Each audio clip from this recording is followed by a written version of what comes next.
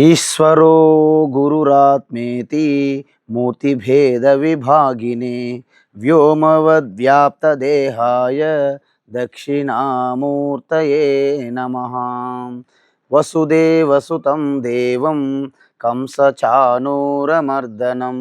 దేవకీ పరమానందం కృష్ణం వందే జగద్గురుం.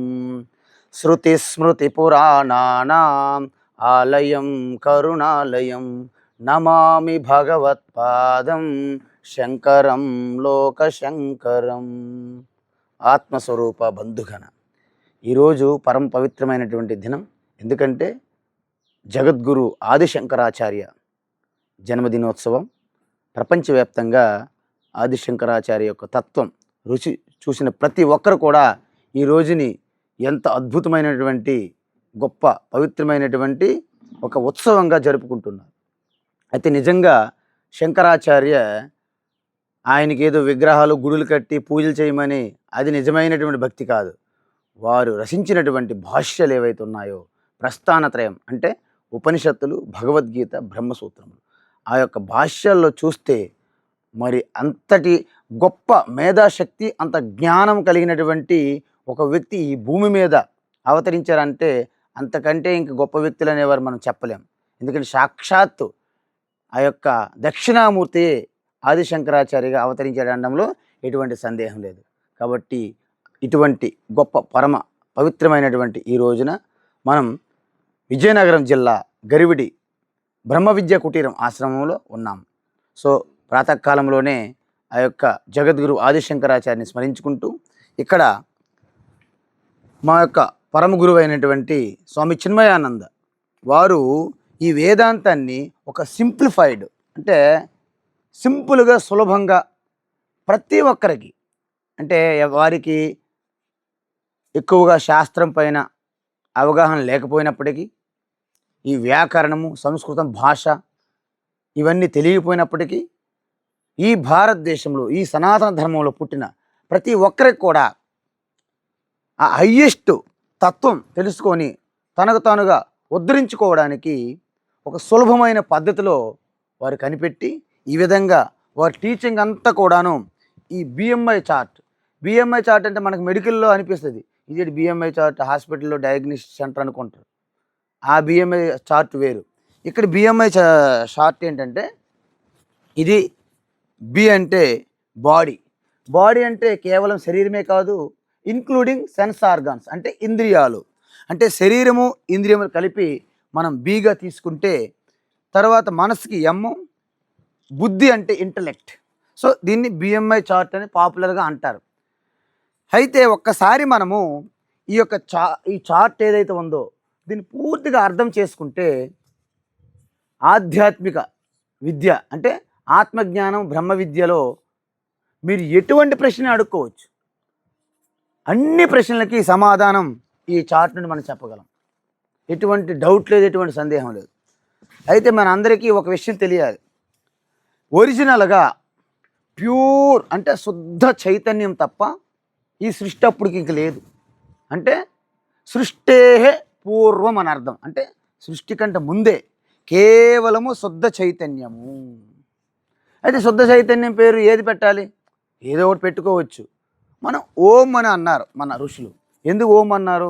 కొంతమంది అంటారు ఓమే ఎందుకు అంటారండి, నేను గామా అంటాను. ఇంకొకటి అంటాడు గామా ఎందుకు అన్నారండి, బీటా అంటాను. బీటా ఎందుకు అన్నారండి, ఇంకా అది తరిగే ప్రశ్న కాదు, అయ్యే ప్రశ్న కాదు అది. కాబట్టి ఓం ఎందుకు అన్నారంటే దానికి ఒక సింబలైజేషన్ ఉంది ఇక్కడ. మనం వాస్తవానికి ఏ అడవుల్లో వెళ్ళినా, ఏ నదీ తీరాల్లోకి వెళ్ళినా, ఏ కొండ లోయల్లోకి గుహల్లోకి వెళ్ళినా మనకి సహజంగా న్యాచురల్గా మనకి వినిపించే శబ్దం ఏంటంటే అకారం నుండి స్టార్ట్ అయ్యి ఉకారంతో ఉత్కృష్టంగా వెళ్ళి మకారంలో లయమవుతుంది. అంటే ఓంకార ధ్వని మనకి వినిపిస్తుంది.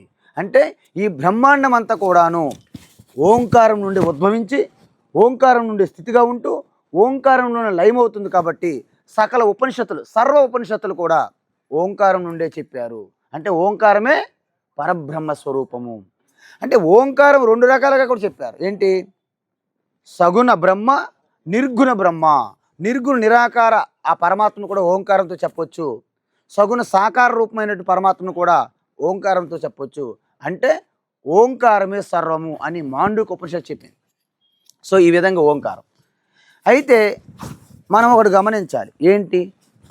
ఈ సృష్టిలో ఏదైనా సరే ఒక కార్యం అంటే ఒక ప్రోడక్ట్ మనం చూస్తున్నామన్నా ఉన్నది అంటే దాని వెనక ఒక కారణం ఉండి తీరాలి. అంటే ఏంటి? కారణం అనేది ఉండి తీరాల్సిందే. కారణం లేకుండా కార్యం అనేది సాధ్యం కాదు. మనం ఉదాహరణకి ఒక మట్టి కుండ తీసుకున్నాం అనుకోండి. మట్టి కుండ తీసుకుంటే మట్టి లేకుండా కుండ ఉంటుందా? ఉండదు. అదేవిధంగా ఒక బంగారం ఉంగరం తీసుకున్నాం అనుకోండి. బంగారం లేకుండా ఉంగరం ఉంటుందా? ఉండదు. ఒక బిల్డింగ్ తీసుకున్నాం అనుకోండి. సిమెంటు, కాంక్రీట్, ఇనుము లేకుండా బిల్డింగ్ ఉంటుందా? ఉండదు. ఈ విధంగా ఈ సృష్టిలో మీరు ఏది పట్టుకున్నా ఏది చూసినప్పటికి కూడా కారణం లేకుండా కార్యం ఉండదు. అంటే without cause there is no effect. దీన్ని కార్యకారణ సిద్ధాంతము అంటారు. అంటే కాజ్ అండ్ ఎఫెక్ట్ థియరీ అంటారు. సో కాజ్ ఎఫెక్ట్ థియరీలో ఏముంటుంది అంటే యావత్ సృష్టి అంతా కూడా ఇది ఒక ప్రోడక్ట్ అనుకుంటే దీనికి కారణం ఉండి తీరాలి. సో ఈ విధంగా అనుకుంటే మనము ఫస్ట్ సూత్రం ఏంటంటే కారణం లేకుండా కార్యం ఉండదు. ఉదాహరణకి మట్టి లేకుండా మట్టి పాత్రలు ఉండవు. ఇది మొట్టమొదటి సూత్రం. రెండో సూత్రం ఏంటి? ఆ కారణమే అంటే ఆ మట్టే కార్యముగా అనేక పాత్రలుగా కనిపిస్తుంది. అంటే ఏంటి? కారణం అనే మట్టి ఒకటి, కార్యములనే మట్టి పాత్రలు కుండలనేవి అనేకము. మూడో సూత్రం, ఆ పాత్రలు ఏంటి? ప్రోడక్ట్లు, కార్యాల నుండి కారణం తీసివేస్తే, ఒకసారి మరి గమనించాలి చాలా ఏకాగ్రతతో, కార్యముల నుండి కారణం తీసివేస్తే ఏమీ ఉండదు. అంత గుల్ల, అంత హేలో అంటే అంత హులక్కి అంటారు. అంటే దాని అర్థం ఏంటి? మూడు సూత్రాలు మనకు తెలియాలి. కారణము లేనిది కార్యాలు ఉండవు, ఏ ప్రోడక్ట్స్ ఉండవు, దానికి కారణం ఉండాలి. ముడి సరుకు అంటే మనకి రుబ్బు లేకుండా ఇడ్లీ ఉండదు అన్నట్టుగా, ఆ రుబ్బే ఇడ్లీగా దోశలుగా ఉన్నది.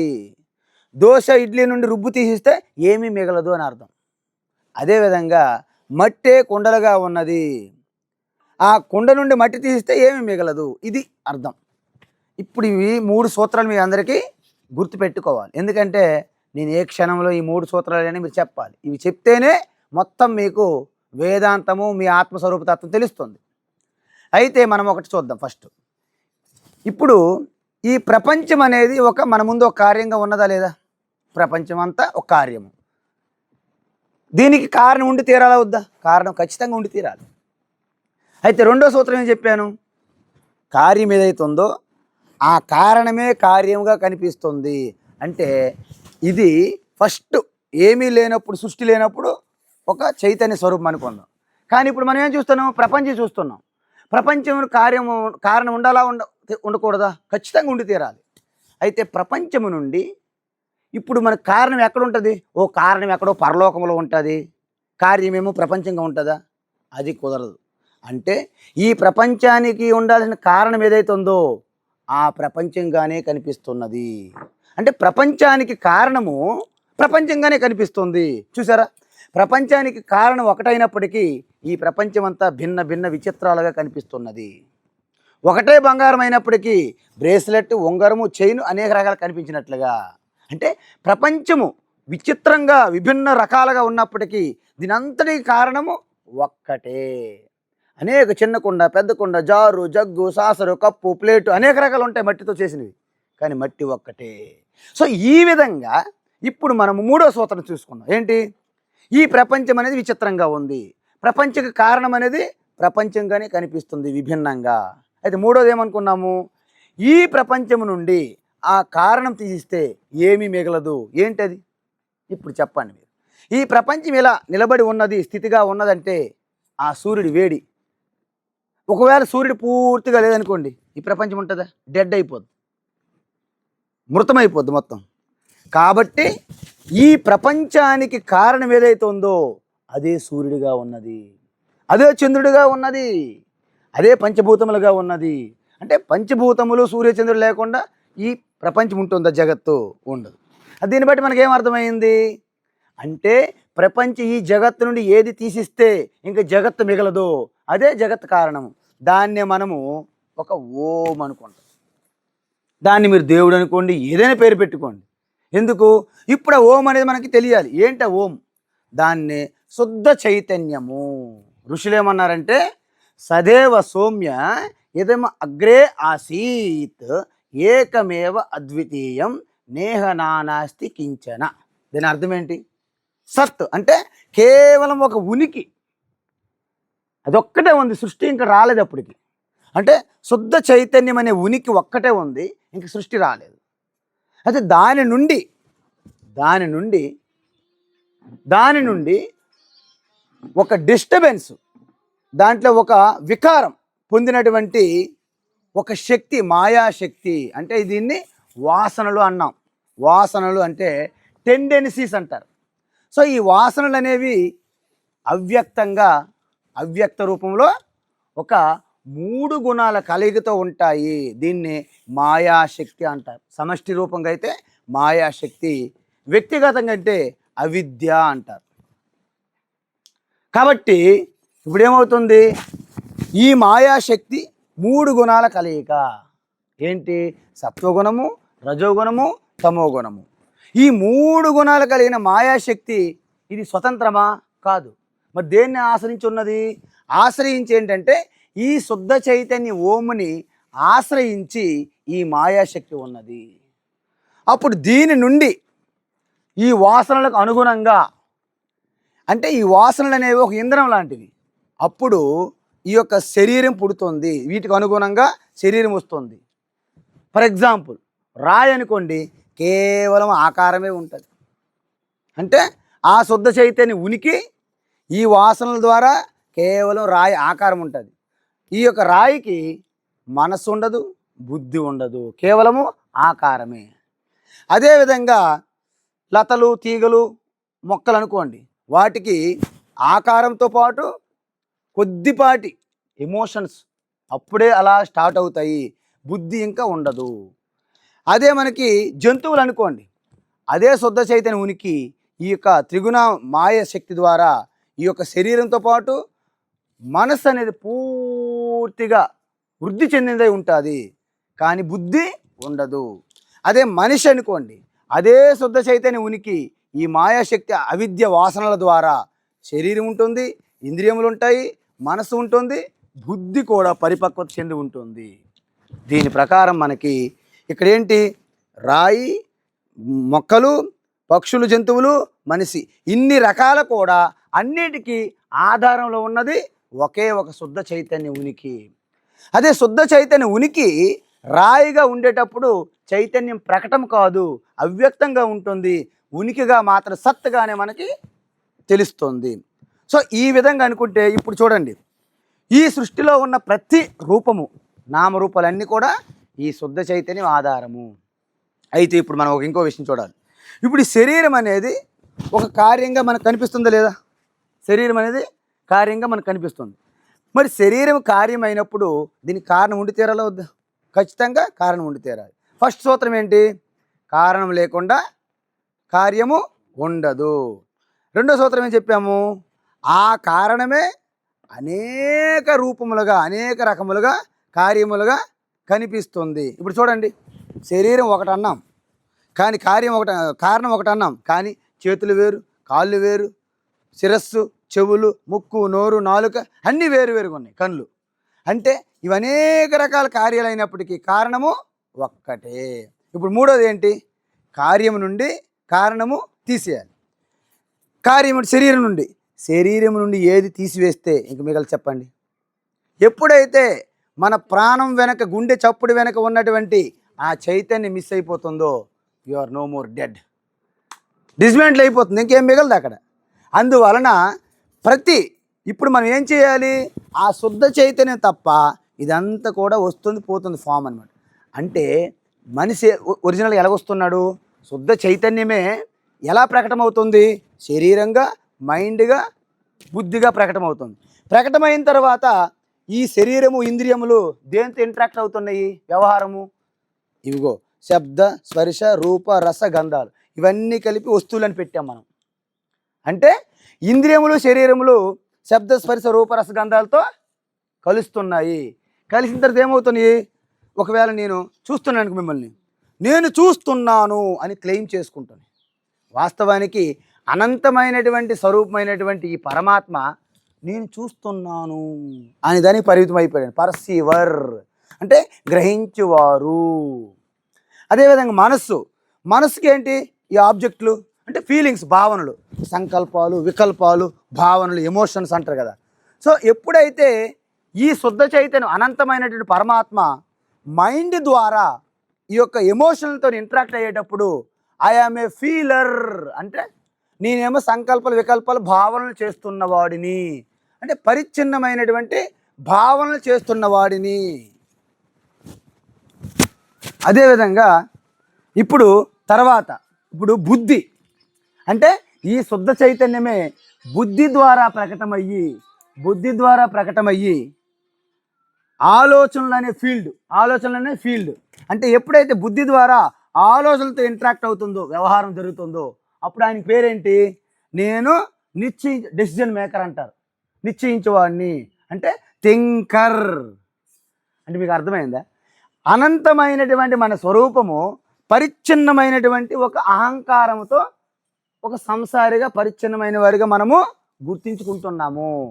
మన స్వరూపము, మన యొక్క మెయిన్ నేచర్, ముఖ్యమైనటువంటి మన స్వరూపం ఏంటి? సత్ అంటే సచ్చిత్ ఆనంద స్వరూపం.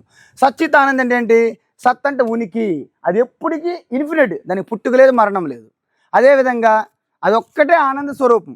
ఈ ఆనందం, అనంత ఆనందం అనేది దీంట్లో అంటే ఒక 7 అడుగుల పాదము, 6 అడుగులు, 5 అడుగుల చెప్పులు తొడిగారనుకోండి, మీకు ఎంత ఇబ్బంది అవుద్దో.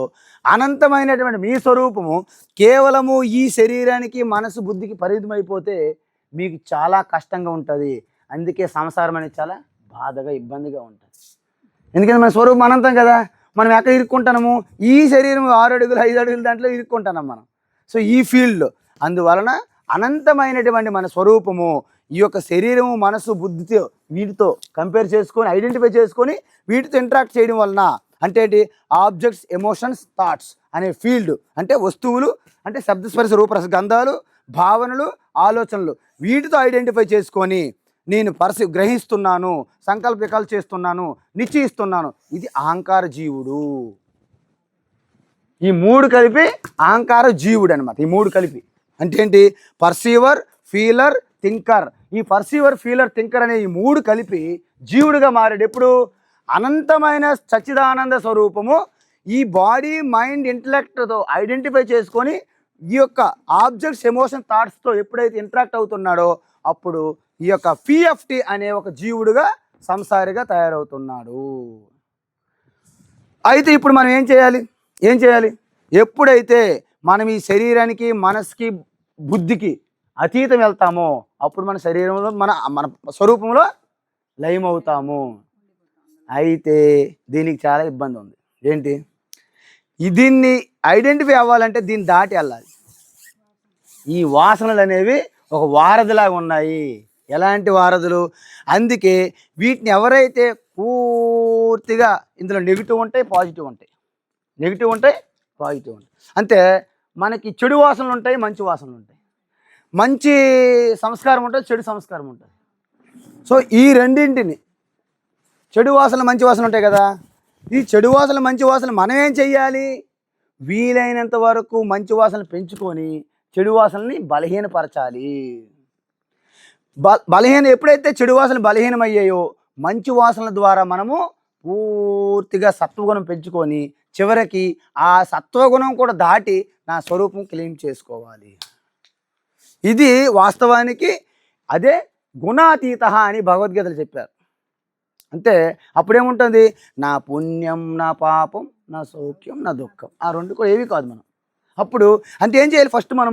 ఫస్ట్ స్టార్టింగ్లో నాకు పుణ్యము లేదు, పాపం లేదు అనకూడదు. ఫస్ట్ మనం పాపాన్ని తగ్గించడానికి పుణ్యం పెంచుకోవాలి. చెడు వాసనల యొక్క బలహీనపరచడానికి మంచి వాసనలు పెంచుకోవాలి. ఆ తర్వాత మంచి వాసనతో కూడా మీరు ఐడెంటిఫై చేసుకోకూడదు. మంచి వాసన కూడా మీరు వదిలేసి వెళ్ళిపోవాలి. కాబట్టి ఈ విధంగా అప్పుడు దీని నుంచి మీరు ఏ ప్రశ్న అడగొచ్చు. ప్రతి ఒక్క వ్యక్తి కూడా మరణం ఎలా జరుగుతుంది, పుట్టుక ఎలా జరుగుతుంది అని మనకు తెలియాలి. అంటే ఏంటి, ఒక శరీరం వచ్చింది, ఇక్కడ వాసనల ఆధారంగా ఇవి మన ముడి సరుకు, మన దగ్గర ఉన్నటువంటి ముడి సరుకు. సో ఈ ముడి సరుకు నుండి మనకు ఒక శరీరం రావాలంటే ఇది అందరికీ కామన్, శుద్ధ చైతన్యం అందరికీ కామన్, అది ఎప్పుడు ఉంటుంది. ఇప్పుడు సూర్యప్రకాశం అంతా వెలుగే ఉన్నది కాబట్టి ఇది పరిమితం కాదు ఎవరికి కూడా. కానీ ఇక్కడ మనకు పరిమితులు విధిస్తున్నారు.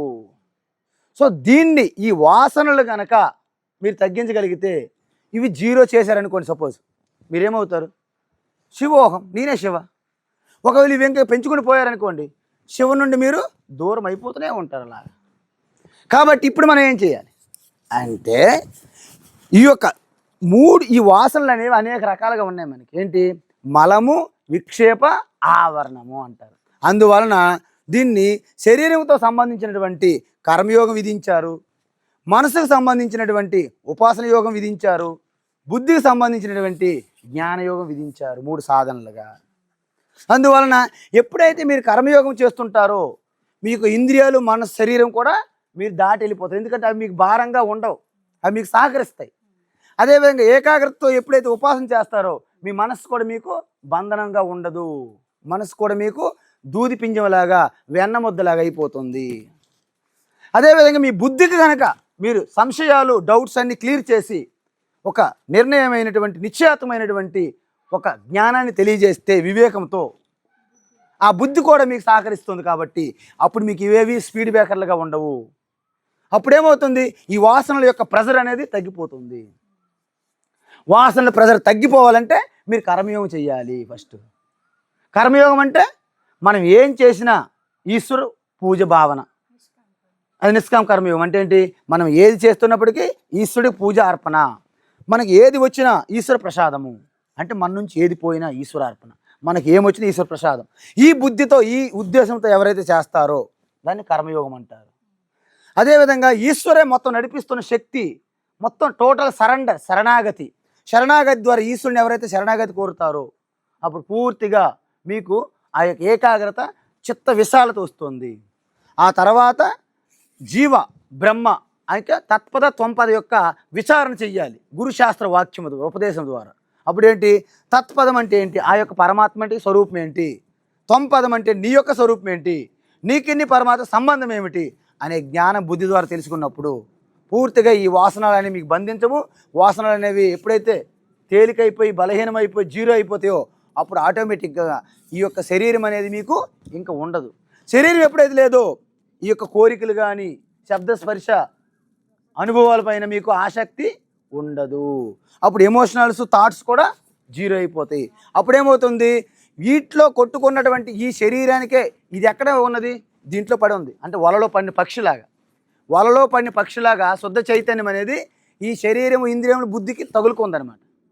ఎప్పుడైతే వీటి నుంచి మీరు ఫ్రీ అయ్యారో, ఇకన ఎలాగైతే ఒక పంజరములో ఉన్న చిలుక ఎలాగైతే విడిచిపెడితే ఆకాశములు ఎగురుతుందో ఆ విధంగా ఈ శరీరానికి, ఈ మనసు, బుద్ధికి బందీ అయి ఉన్నటువంటి జీవ చైతన్యం అనేది వీటి నుండి విడిపోయి ఆ పక్షిలాగా ఫ్రీడమ్ పొందడం, దాన్నే మోక్షము అంటారు. ఇది మోక్షం. ఇప్పుడు మీకు డౌట్లు రావాలి, మనిషి పుట్టుక అయితే ఏమవుతుంది, తర్వాత మనిషి పుట్టుక అనేది ఏముండదు, ఇది ఎప్పుడు కామనే, ఇది వచ్చేది కాదు, పోయేది కాదు. మనిషి పుట్టుక ఏంటి, ఇప్పుడు ఈ వాసనకు అనుగుణంగా ఒక శరీరం పొందారు కదా. పొందిన తర్వాత ఈ శరీరము, మనసు, ఈ బుద్ధి ఈ యొక్క వ్యవహారం చేస్తున్నాయి ప్రపంచంలో, వస్తువులతో, అన్నిటితో. అప్పుడు మనం ఏం చేయాలి, ఎంతవరకు అయితే ఈ వాసనల యొక్క ప్రెజర్ ఉన్నదో అంతవరకు ఇంటరాక్ట్ చేస్తూనే ఉంటారు. ఒకవేళ ఇంటరాక్ట్ చేస్తూ ఈ వాసనకు అనుగుణంగా శరీరం అనేది టైం అయిపోయింది అనుకోండి, శరీరం రాలిపోతుంది. అప్పుడు మనస్సు, బుద్ధిలో ఉన్నటువంటి సంస్కార వాసనలు మళ్ళీ దీనికి యాడ్ అవుతాయి. మళ్ళీ వాసనలకు అనుగుణంగా మళ్ళీ శరీరం పొందుతాడు. అంటే ఈ శరీరం పడిపోతుంది, మళ్ళీ మనసు, బుద్ధి ఇవన్నీ సూక్ష్మ శరీరం. అది ఈ రెండు కలిపి సూక్ష్మ శరీరము, ఇది స్థూల శరీరం. అంటే కేవలం మనిషి స్థూల శరీరం మాత్రమే పోతుంది తప్ప సూక్ష్మ శరీరం ఇప్పుడు పోదు. ఇది యాడ్ అయిపోద్ది అంటే ఇక్కడ అందువలన మనం ఏం చేయాలి? పునరపి జననం పునరపి మరణం అనేది కంటిన్యూ అవుతూనే ఉంటుంది. ఇప్పుడు మీకు చెప్పండి, మీరు ఏదైనా ఒక డౌట్ అడగండి, ఏదైనా డౌట్ అడగండి, మీరు అడగండి, దీన్ని ఆధారంగా చేసి మనం సమాధానం చెప్పాలి. ఇది ఛాలెంజ్ అనమాట, ఇది వేదాంతాన్ని. కాబట్టి ఇదేంటంటే చాలా మనకి చెప్పడం తేలిక, అర్థమైనట్టు కూడా ఉంటుంది, కానీ దీన్ని అంత సులభంగా కాదు. కంటిన్యూస్గా ఎవరైతే ఈ వాసనలు అంటే అనేక జన్మాంతరాల నుంచి వచ్చినటువంటి మన సంస్కారం అవ్వచ్చు, ఇక్కడ నుంచి కూడా మనం సంపాదించుకునే వాసనలు కూడా స్టోర్ అవుతాయి. దీన్ని అవ్యక్త స్వరూపంగా ఉన్న అవిద్యా రూపంగా ఉంటుంది వ్యక్తికి. అదే టోటల్గా అయితే సమష్టిలో అయితే దీన్ని మాయాశక్తిగా అంటారు. సో ఇందులో ఉన్న వాసనల యొక్క ప్రెజర్తోనే మీకు శరీరం వస్తుంటుంది, దాని యొక్క వాసనల ప్రెజర్తోనే మనసు పనిచేస్తుంటుంది, ఈ వాసనల యొక్క ప్రెజర్తోనే బుద్ధి పనిచేస్తుంటుంది. సో వాటికి అనుగుణంగానే ఇక్కడ కోరుకుంటాయి అన్నమాట. నాకు ఏం కావాలి, మనసుకి ఏం కావాలి, బుద్ధికి ఏం కావాలి. ఏదైతే వానర్గా పొందుతాడో దాన్ని క్లెయిమ్ చేసుకొని నేను దీనికి వానర్ని అంటే అనంతమైనటువంటి ఓంకార స్వరూపము సచ్చితన చిదానంద రూప కేవలము శరీరానికి పరిమితమైపోయి ఒక సంసార జీవుడిగా కూర్చున్నాడు. సంసార జీవుడికి ఎప్పుడు కూర్చున్నాడు? నేను శరీరానితో తాదాత్మ్యం చెందాను, నేను మనసుతో తాదాత్మ్యం చెందాను, నేను బుద్ధితో తాదాత్మ్యం చెందాను, ఇంద్రియములు శరీరంతో తాదాత్మ్యం చెందాను కాబట్టి నాకు శబ్ద స్పర్శ రూపరస గంధాలు కావాలి. అవి పొందినప్పుడు నేను పొందాను అని క్లెయిమ్ చేసుకుంది అహంకార జీవి. ఇక్కడ జీవుడు ఎక్కడ పుడతాడు అన్నమాట. పిఎఫ్టీ అనేవాడు జీవుడు, ఓం అనేది శుద్ధ చైతన్య పరమాత్మ. సో ఈ జీవుడి నుండి ఈ సంస్కార వాసనలు ఎప్పుడైతే మనం తపస్సు సాధనల ద్వారా వదిలించుకుంటామో జీవుడే పరమాత్మ అవుతాడు. కాబట్టి జీవో బ్రహ్మైవ నా అపరహ. కాబట్టి ఇది ఓవరాల్గా ఓ బిఎంఐ చార్ట్గా స్వామి చిన్మయానంద తన వేదాంత టీచింగ్కి తేలిగ్గా ఎటువంటి వేదిక మీదైనా ఎటువంటి సత్సంగంలో అయినా చెప్పిందే 10 సార్లు చెప్పడం కష్టం. ఎందుకంటే వేదాంతం అనేది కొన్ని సంవత్సరాలు చెప్పాలి కాబట్టి తేలిగ్గా ఒక చదువుకున్న వాళ్ళకి ప్రతి ఒక్కరికి కూడా అర్థమయ్యేటట్లు ఈ బిఎంఐ చార్టుతో వారి ఉపదేశం టీచింగ్ అంతా తన జీవితకాలం అంతా కూడాను ఈ చార్ట్ మీద వారు చెప్పారు. జై శ్రీరామ్. కృష్ణం వందే జగద్గురు.